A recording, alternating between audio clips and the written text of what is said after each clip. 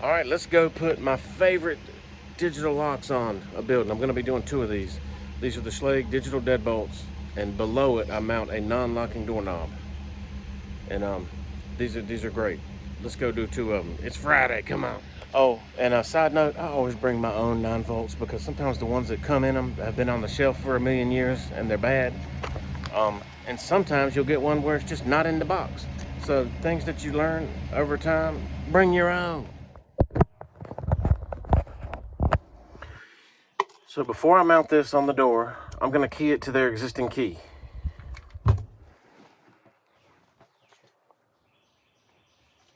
Oh, hang on. I got to go get the old key that fits it so I won't have to shim it. Hang on. So this is the digital deadbolt. It has what it's called an override key. Just to say in case the battery was dead or some type of malfunction, you could still get in with the key. I'm going to key it to their existing key. And this is how you do it. Torx. Mini Torx.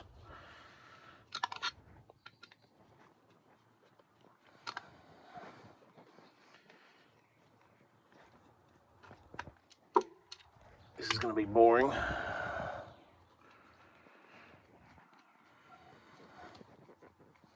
But you got to get all of these out, and I've got a bit that I can chuck up in my drill, and I just looked, it's missing, so it's a little frustrating right now, but I'm just moving forward with the old manual Torx, you know. So you got to get all 6 of these out.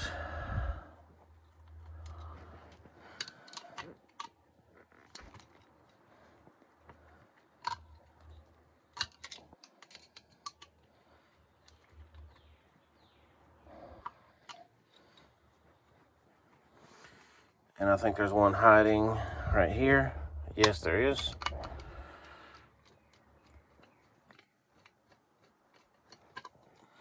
Thanks for bearing with me through that. Okay, 1, 2, 3, 4. Yeah, got all 6 of those out now. What I like to do is just like cradle this thing and just lift up. And there's that unit.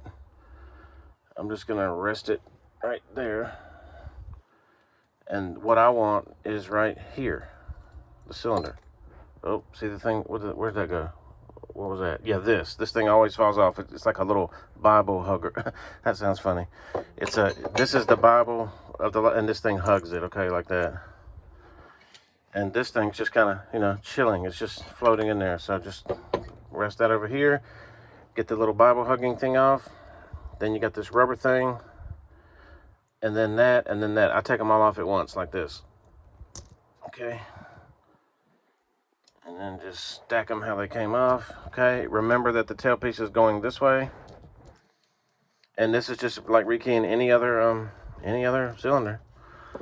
The same thing that I do all day, every day. Take the little pin, get the little spring out. Take the existing key, turn it. Take the following tool, take the plug out. Look at the factory pins, okay? Trash can. And then take their existing key. I'm gonna sight read this key because I can. That looks like 2, 8, so 8, 8, 2.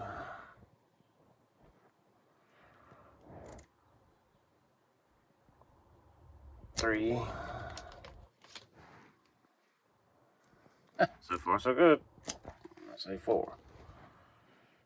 8, 8. Okay, all right. So I read it right on the first try. A little bit of lube, a little tri-flow here. Reinsert. I said reinsert. Spread the lube around. Get my little mini spring back in. Get the little mini pin back in. Get the cap back on the correct way. That way.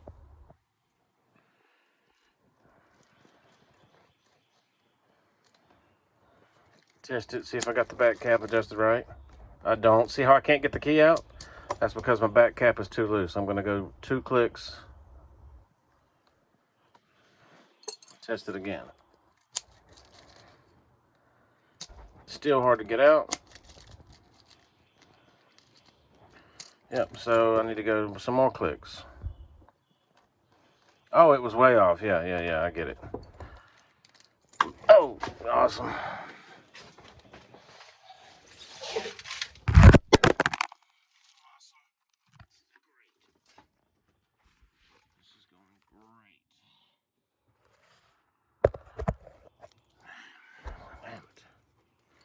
Okay. All right, now that's good. I hope it's still recording, and I hope you can still see. All right. Back on with that washer thing. Back on with that silver thing. Back on with that rubber thing. Make sure it snaps past the little bumpy thing. Okay, now cradle this. Oh, I forgot the Bible thing. Get that on there. Okay. Now drop it in. Okay. Now take this. Drop it in. Okay. When it doesn't. Okay. That just seated perfect. Okay. Now I'm not gonna bore you with all these. I'm gonna reinstall these 6 screws, and then that thing's rekeyed. All right. Thanks for hanging in there. Okay, so I thought I'd just take a second and explain something. When you, I have a cylinder plug in my hand here, taken apart so you can see the pins move. When you remove a key from a lock, look, the pins go up. They have to, right? They're riding up on these ramps on the key cuts, right? So when you remove a key from a lock, those pins, they have to have somewhere to go. Well, where they go is, inside these holes right here. See, I don't know if you can, those pins, which are spring-loaded, they go up into those holes, and that lets you remove the key. Well, earlier, you remember when I was screwing this back cap on here, and I was like, oh, I can't get the key out. Well, and the reason why I couldn't get the key out is because, let me see if I can show you. It was when you don't have this cap threaded on perfectly, and it's loose. Well, then you have see this in-out play. Then you have a little bit too much in-out play. So when you go to remove the key, you're actually removing the whole plug a little bit like that, right? So what happens when it pulls out like that a little bit? Well, now all of a sudden, these holes don't line up with these holes. They're bumping into the little ridges in between the holes. And so that's why it doesn't allow you to remove the key. That's why this back cap adjustment, which is why it's adjustable, which is why it's threaded. You get it, you get this threaded perfectly to where your cylinder plug can spin freely, but yet it's not too loose to where the plug has in-out play. And so you dial that in perfectly, and then that's where this little pin locks in these little, see these little notches here? This little pin comes from the back and ends up locking it. I hope you can tell what's going on there. So that's how that works. And you, over time, I do hundreds of thousands of these things, you get good at getting a feel for, pretty much getting it right first try every time. But I wanted to explain that. That's something I wish someone, when I was new at this, I wish somebody had explained it just like that to me. Anyway, so now you can see I'm doing number 2 here. What I just showed you, I'm just doing it again right here for the second lock. All right, good talk. So, for instance, I'm putting it back together now, so I figured I'd show you since we're getting into details here. So, see, you've got the little pin, there's the spring-loaded pin, and every one of these little notches is somewhere it can live. So, all right, I'm starting. Okay, well, I'm going to do it. Okay, right now it's too loose. I already know it's too loose. So I'm going to stick the key in. It's going to turn perfect, right? Because I'm pushing in. It's going to turn perfect. When I go to remove the key, it shouldn't let me. Yeah, see, it's not letting me. And you can see the in-out play of the cylinder plug here. See that? Now I can put my finger on it and boom, take it right out because I'm pushing in on the plug, holding it in the proper place, which is what the cap's job is back here. So let me push the pin down. Turn it a couple clicks, a lot of clicks. Okay, I'm gonna show you okay, that's too tight. Now watch what it is when it's too tight. Look, I can barely turn, look, it's frozen. It's like locked. It's way too tight. So back it up a couple, 1, 2. So you find that little happy place. Okay, key turns, actually that's still a little snug. That's still a little snug. Key comes out great though, but still a little snug turning. Back it up another click. Key turns way more free, and it comes out perfect. All right, so that's where it's gonna live. So figured I'd show that. Let's get into the weeds. See, there's the little spring-loaded thing. See, And so that's how that works. All right, let me continue on.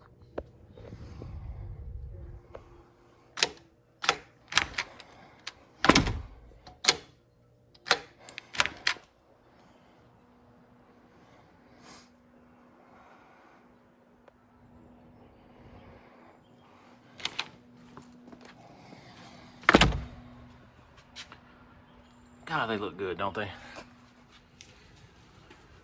All right. Step one, remove old hardware.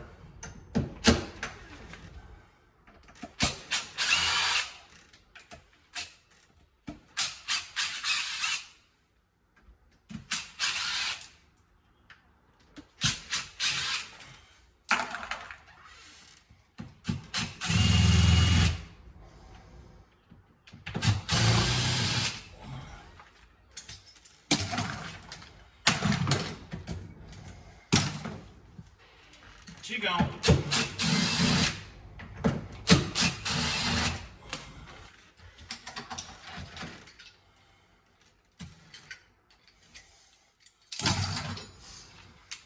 Alright, I'm going to be putting a passage right there, a non-locking knob, and I'm going to do the digital deadbolt above it.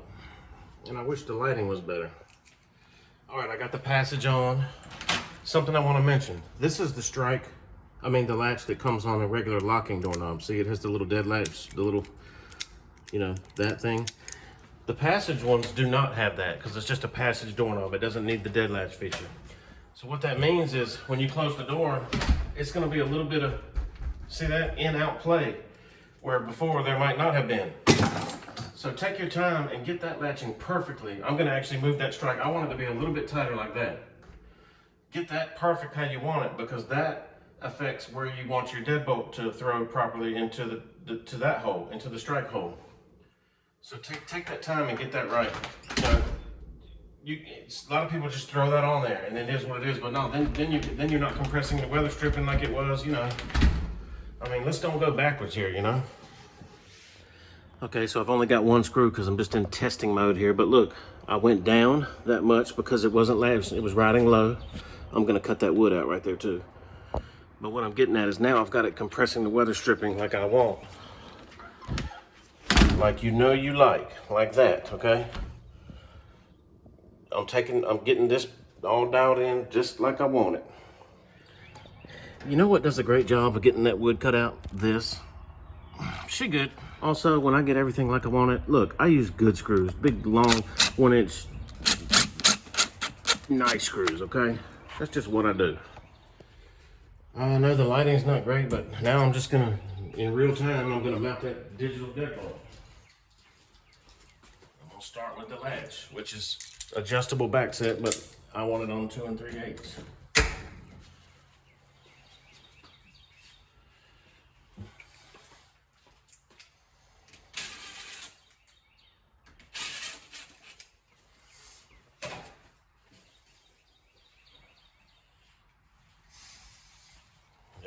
These are your two parts. What you got here? You got the lock.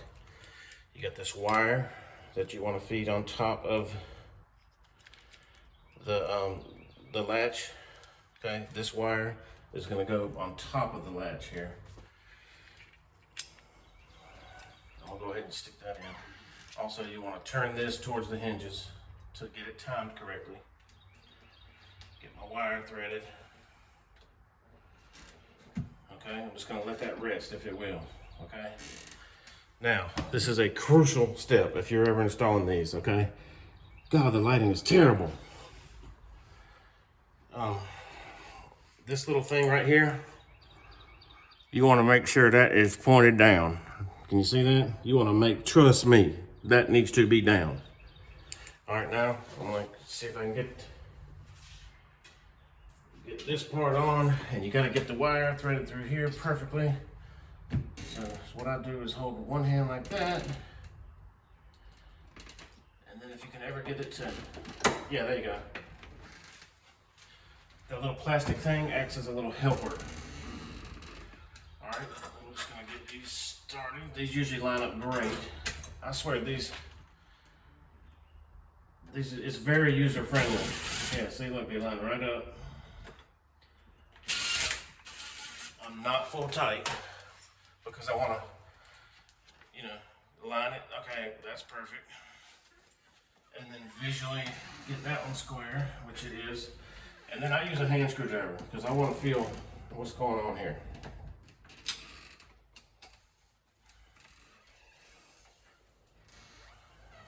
Alright. Just checking for visual squareness, and she looking good. Yeah, I want to go good and German tight, good and tight. Alright. Then you plug the little thing into the little thing.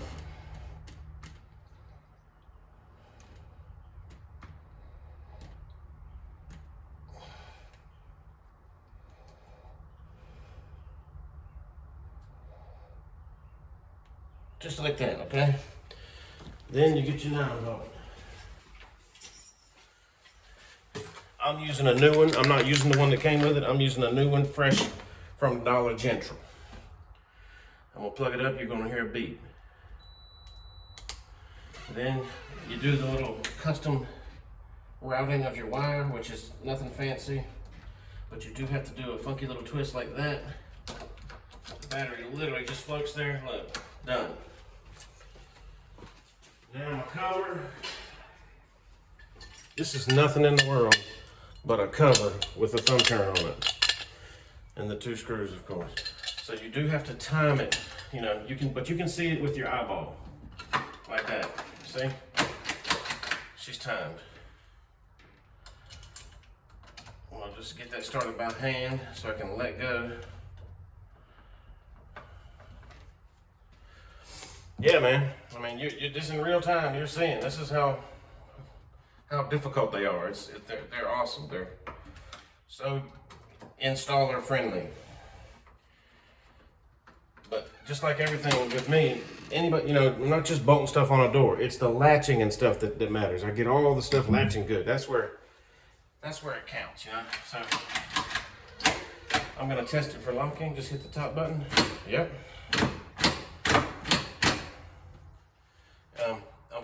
All right. So now I'm gonna do the lining up of the stripe, which it just happens to be perfect already. So how cool is that? I'm just going to confirm that it's not, oh yeah, it's perfect. It literally is perfect. I'm going to confirm that there's 3-inch screws in the strike, and I'm going to program it to their combination, and then we're going to get out of here. Shazam. I mean, it just looks good, right? Look at that squareness.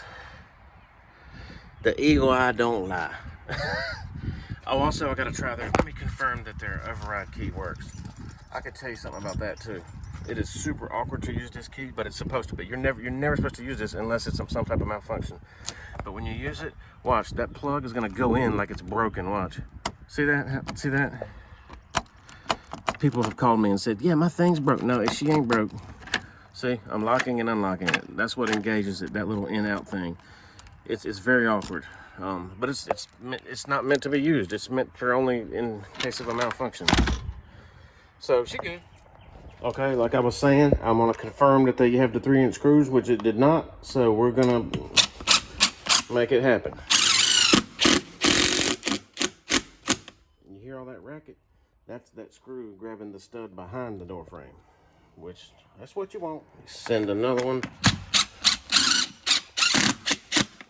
Oh, I think it's coming out the side of the house over there. Oh, no, she good. Shazam. Also, these things are super easy to program, so time me. All right, I'm gonna program it. I'm gonna add a new code right now.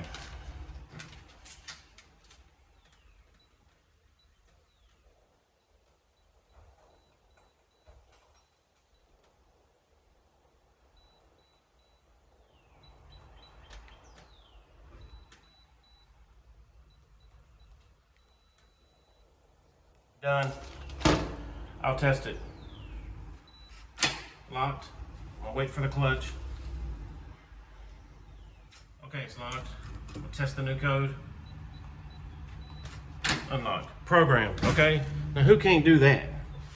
Don't answer that. So the way these work is when you buy these digital locks, they come with this yellow sticker right here. It's very important that you don't lose these instructions because this yellow sticker has all the info. It has the programming code, okay? Because you can't do nothing with this unless you have the programming code. But is it the end of the world if you lose these instructions? No, it's not, because this same yellow sticker is on the back of this face of the lock right here. It's on the back of that. So of course you'd have to take the whole thing off the door to access that. Also, say that gets damaged. There are some factory default little things that you can do. I mean, hell, just go to YouTube. It'll tell you all about it. That's simple enough, you know?